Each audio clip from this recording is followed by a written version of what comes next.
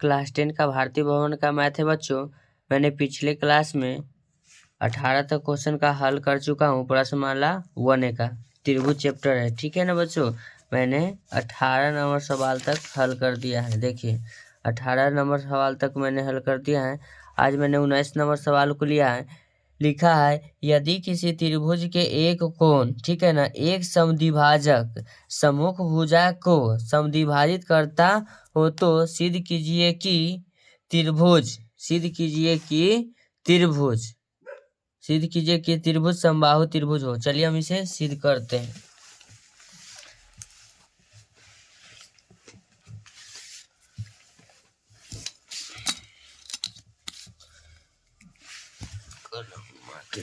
चलिए सबसे पहले मैं एक त्रिभुज बनाता हूँ। सबसे पहले मैं क्वेश्चन नंबर टाइप कर देता हूँ 19 नंबर, ठीक है बच्चों।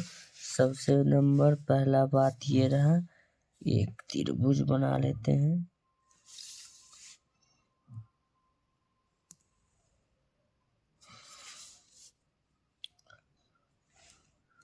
त्रिभुज हो गया बच्चों। इसका नाम है ए, इसका नाम है बी, इसका नाम सी है, ठीक है बच्चों। ए बी सी हुआ। फिर इसको यहाँ से लेंगे ऐसा, ठीक है। इसका एंगल है, इसका एंगल यहाँ से है, इसका नाम डी देते हैं, ठीक है बच्चों।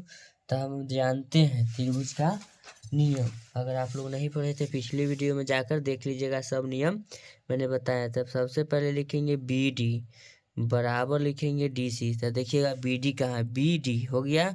अब बराबर क्या लिखें, डी सी, यानी ई भुजा क्या है, बराबर है। तो हम लिखेंगे चूंकि, क्या लिखेंगे बच्चों, चूंकि कोण बी ए डी कोण सी ए डी। ध्यान दीजिएगा, तो जो कोण ए है और कोण ए, यानी कि कोण ए यानी दोनों में कोण ए क्या है, उभयनिष्ठ यानी शामिल है।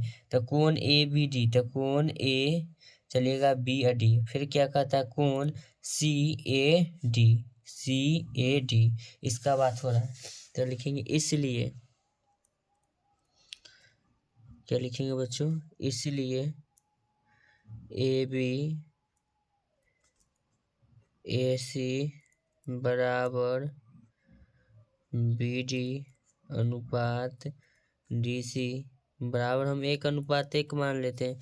एक से किसी भी संख्या में भाग दीजिए या गुना करिए, कोई फर्क नहीं पड़ता है, लेकिन हाँ सिद्ध करने में इसका थोड़ा अहम रहता है। तो लिखेंगे ए बी, क्या लिखेंगे, ए बी बराबर क्या लिखेंगे, ए सी। तो ए बी और ए सी दोनों क्या हो जाएगा, फिर बराबर हो जाएगा। इसका हर एक पार्ट में अभी चर्चा करेंगे, ठीक है बच्चों।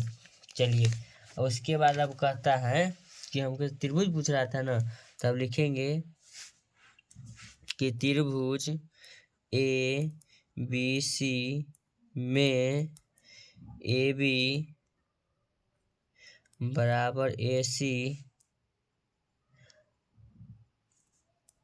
अतः त्रिभुज समद्विबाहु त्रिभुज है, समद्विबाहु त्रिभुज है, अतः त्रिभुज समद्विबाहु है। क्वेश्चन नंबर 20 के पास चलते हैं बच्चों। क्वेश्चन नंबर 20 क्या कहता है, चलिए देखते हैं। कहता है सिद्ध यदि किसी त्रिभुज के दो कोणों के समद्विभाजक अपनी सम्मुख भुजा को समद्विभाजित करता है, यानी कि सम्मुख यानी कि सामने की भुजा को समद्विभाजित करता है, तो सिद्ध कीजिए कि समद्विबाहु त्रिभुज है। चलिए सिद्ध करते हैं। क्वेश्चन नंबर 20 लिख देते हैं।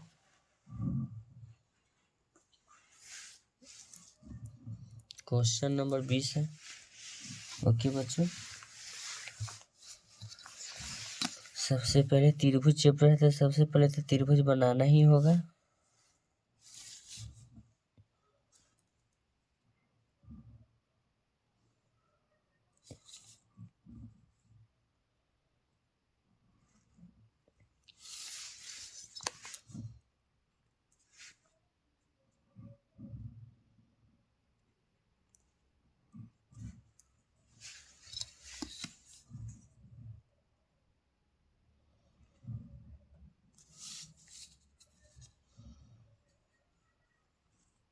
देखिएगा क्वेश्चन में ही कहा, ध्यान दीजिएगा,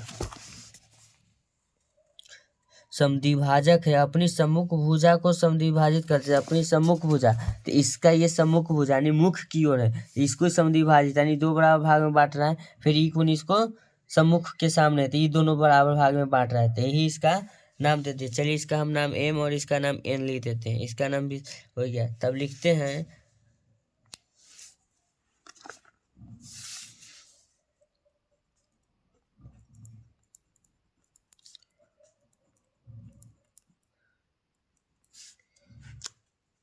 कोण ए सी एम बराबर कोण एम सी बी, फिर लिखते हैं चूंकि ए सी बराबर सी बी, ए सी बराबर सी बी, ए सी बराबर सी बी, यानी कि समद्विभाजक कर रहे थे, इसको और इसको हम बराबर मान लें। अगर इस तरह से अगर कॉपी करिएगा कुछ तो ये भुजा आपको बराबर नजर आएगा, ठीक है ना।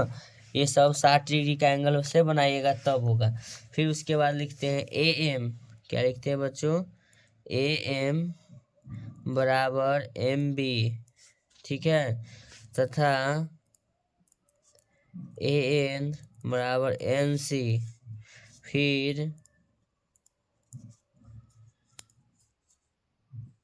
कोण ए बी एन बराबर कोण एन बी सी, देखिएगा, तो इसीलिए ए बी बराबर ए सी, फिर लिखेंगे नीचे ए एन बराबर एन सी, ए एन बराबर क्या लिखे हैं, एन सी, यानी ई भुजा के बराबर, ठीक है ना। फिर ए एन बराबर एन सी, तो एन बराबर एन सी, तो नीचे लिखेंगे ए सी अनुपात ए बी बराबर ए एम अनुपात एम बी बराबर 1:1, सबका है बराबर रेशियो, तो इसीलिए 1 का अनुपात में आ गया। तो ए सी, ठीक है, और ए बी बराबर ए एम, देखिएगा ए एम अनुपात क्या लिखे हैं, एम बी, दोनों पट्टी जो है बड़ा वाला हुआ, फिर उसका दोनों छोटा वाला पार्ट जो है सब 1:1 के बराबर है, हो गया। फिर नीचे लिखेंगे ए सी अनुपात में क्या होता है बच्चों, बटा में लिखेंगे ए बी बराबर लिखेंगे, ध्यान दीजिएगा बच्चों, एम बी, क्या लिखेंगे, एम बी, अब बटा में क्या लिखेंगे, एम बी, आप समझाते हैं। तो एम बी जब बटा एम बी जब हम लिखें तो एम बी ऊपर कुछ लिखे हैं, देखिएगा बच्चों हम दिखाते हैं, यहाँ देखिएगा ए एम बराबर क्या है, एम बी, तो उसी जगह हम ए एम बराबर एम भी तो लिख सकते हैं, तो इसीलिए लिखे हैं एम बी बटा एम बी, ये तो एम बी हो गया, यहाँ देखिएगा ए एम बराबर क्या है, एम बी, तो हम नहीं लिख सकते हैं एम बी बराबर ए बी, वही चलते लिखे यहाँ पर ही बच्चों, ए एम के जगह पर एम बी लिख दिया, ये एम बी बटा में लिया, तो एम बी से एम बी कट गया, तो हम नीचे लिखेंगे बच्चों, ध्यान देना, ए सी बटे क्या लिखेंगे, ए बी, ए सी बटे ए बी बराबर लिखेंगे 1/1, यानी कि जो ए सी का जो मान होगा, ए सी बराबर भी 1 होगा और ए बी बराबर भी 1 होगा। ये कैसे होगा तो देखिएगा, ए सी बराबर 1 है, ए बी बराबर 1, यानी ए सी बराबर 1 है और ए बी बराबर 1, तो यहाँ लिखेंगे ए सी बराबर ए बी, ए सी बराबर क्या लिखेंगे, ए बी, या सी बी बराबर ए बी, सब तो है बराबर, ठीक है ना। तो आज त्रिभुज का प्रश्नमाला 1A का चैप्टर एंड हो गया बच्चों। आपका कीमती समय देने के लिए धन्यवाद। अगर आपको इस मैथ को देखकर अच्छा लगा तो इसको पढ़िए, समझिए, और नहीं समझ में आता है कमेंट करिए, ठीक है बच्चों। अगर वीडियो समझ में आ गया तो चैनल को लाइक करिए और सब्सक्राइब करिए। आपका एक लाइक मुझे मोटिवेट करता है अगले वीडियो का लेकर आने के लिए, ठीक है बच्चों। ठीक है, धन्यवाद।